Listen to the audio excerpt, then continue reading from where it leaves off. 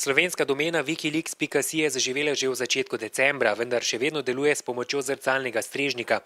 Slovenskemu Assangeu Primožu Valantu še vedno ni uspelo vzpostaviti lastnega strežnika. Dejansko smo se dogovarjali od vseh 100, kontaktirali smo že tisti vikend po 4. decembru, smo kontaktirali vseh 100 slovenskih providerjev približno, ki se ukvarjajo s tem. In pozitivni odgovor in pripravljenost na pogovor sta samo dva najmanjša objavila. Jaz imen ne bi navedel, ker ne želijo biti imenovani. Na slovenski domeni je večina stvari že prevedenih v slovenščino. Sproti bodo prevajali tudi vse slovenske depeše, za kar bi morali zaposliti najmanj 5 ljudi. Za začetek razpisujejo delo informatika. En strogi, res hekerski specialist mora biti za strežnike in da hekerske te zadeve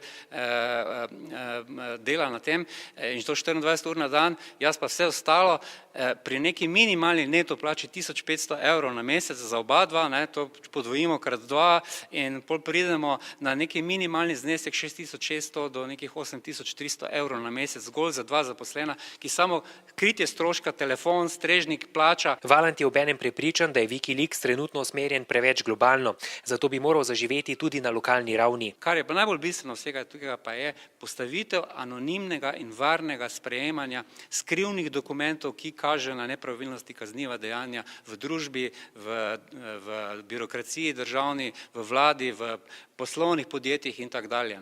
To je bistveno. Reševanje lokalnih problemov na ta način, da civilna družba pride do teh podatkov, pa jih posreduje kredibilnim medijem doma in v tujini in jih pol objavlja. Poleg tega nam je Valant zagotovil, da že potekajo razgovori s centralno organizacijo Wikileaks, da bi tudi eden od slovenskih medijev lahko neposredno objavljal skrivne depeše. Sedaj namreč te pot do nas utirajo prek tujih medijev.